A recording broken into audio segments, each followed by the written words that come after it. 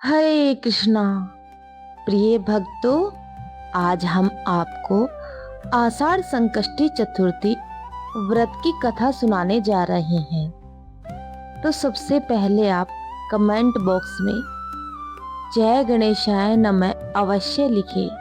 और शास्त्रों के अनुसार जब भी हम कोई कथा शुरू करते हैं तो उसे पूरी पढ़नी या सुननी चाहिए। तो चलिए शुरू करते हैं आषाढ़ संकष्टी गणेश चतुर्थी की व्रत कथा।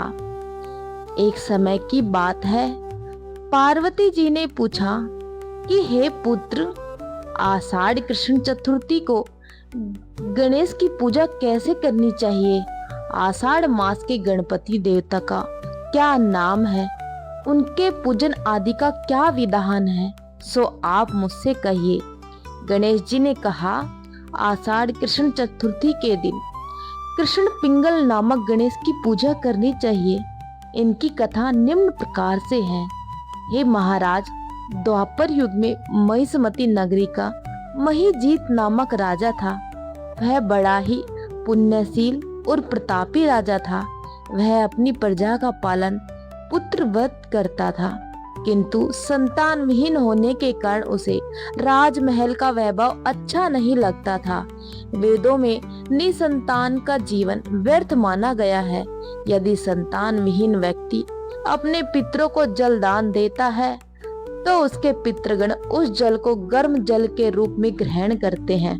इसी ऊहापोह में राजा का बहुत समय व्यतीत हो गया। उन्होंने पुत्र प्राप्ति के लिए बहुत से दान यज्ञ आदि कार्य किए, फिर भी राजा को पुत्र उत्पत्ति नहीं हुई। जवानी ढल गई और बुढ़ापा आ गया, किंतु वंश वृद्धि न हुई।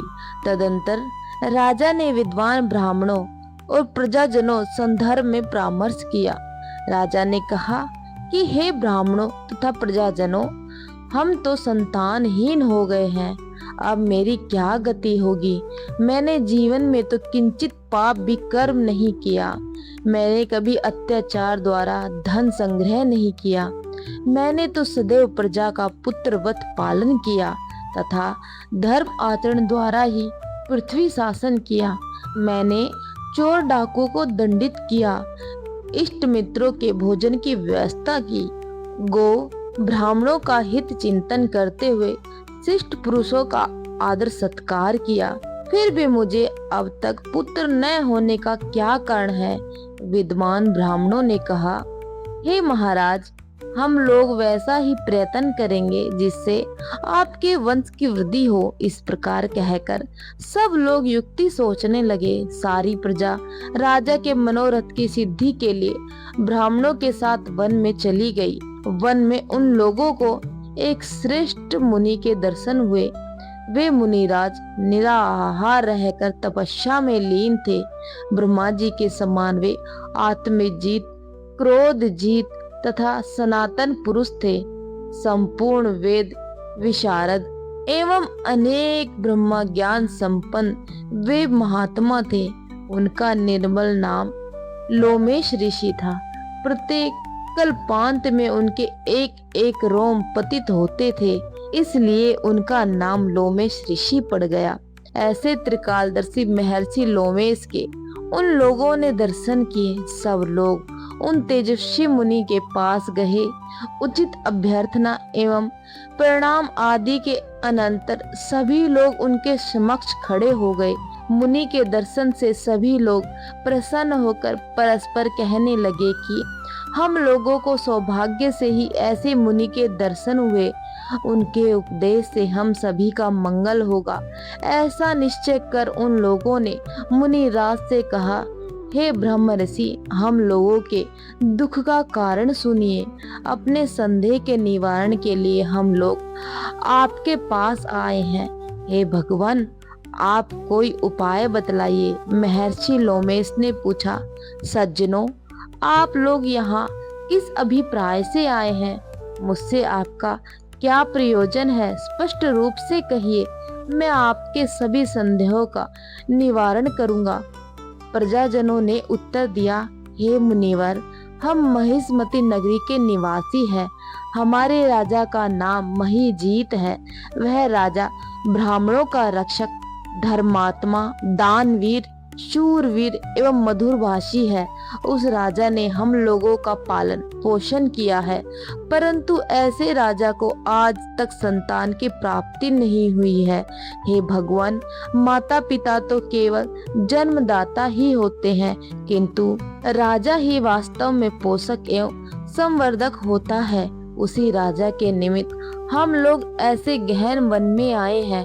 हे महर्षि, आप कोई ऐसी युक्ति बताइए जिससे राजा को संतान की प्राप्ति हो, क्योंकि ऐसे गुणवान राजा को कोई पुत्र न हो, यह बड़े दुर्भाग्य की बात है।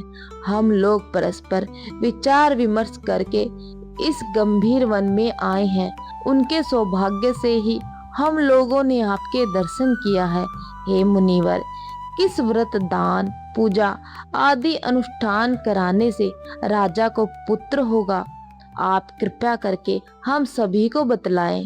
प्रजाजन की बात सुनकर महर्षि लोमेश ने कहा, हे सज्जनों, आप लोग ध्यान पूर्वक सुनो। मैं संकट नाशक व्रत को बतला रहा हूँ। यह व्रत निसंतान को संतान और निर्धनों को धन देता है। आषाढ़ कृष्ण चतुर्थी को एक दंत गजानन नामक गणेश की पूजा करे। राजा व्रत करके श्रद्धा युक्त हो, ब्राह्मण भोजन करावे और उन्हें वस्त्र दान करे। गणेश जी की कृपा से उन्हें अवश्य ही पुत्र की प्राप्ति होगी। महर्षि लोमेश की यह बात सुनकर सभी लोग करबद्ध होकर उठ खड़े हुए। नतमस्तक होकर दंडवत प्रणाम करके सभी लोग नगर में लौट आए। वन में घटित सभी घटनाओं को प्रजाजनों ने राजा से बताया। प्रजाजनों की बात सुनकर राजा बहुत ही प्रसन्न हुए और उन्होंने श्रद्धा पूर्वक विधिवत गणेश चतुर्थी का व्रत करके ब्राह्मणों को भोजन, वस्त्र आदि का दान दिया। रानी सुदक्षिणा को भी गणेश जी की कृपा से सुंदर और सुलक्षण पुत्र प्राप्त हुआ। जो व्यक्ति इस व्रत को श्रद्धा पूर्वक करेंगे वे समस्त सांसारिक सुख से अधिकारी होंगे। तो प्रिय भक्तों, यह थी आषाढ़ माह की गणेश चतुर्थी की व्रत कथा। अगर आपको यह कथा पसंद आई हो तो वीडियो को लाइक और चैनल को सब्सक्राइब अवश्य कर देना। राधे राधे।